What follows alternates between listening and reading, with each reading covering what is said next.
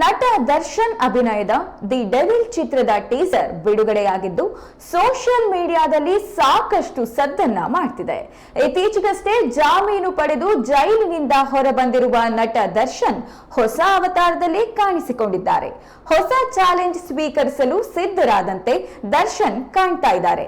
ಕ್ಲಬ್ನಲ್ಲಿ ನಡೆಯುವ ಸಾಹಸ ದೃಶ್ಯದಲ್ಲಿ ಮಿಂಚಿದ್ದು ಅಜನೀಶ್ ಲೋಕನಾಥ್ ಹಿನ್ನೆಲೆ ಸಂಗೀತ ಸಖತ್ ಆಗಿಯೇ ಮೂಡಿ ಬಂದಿದೆ.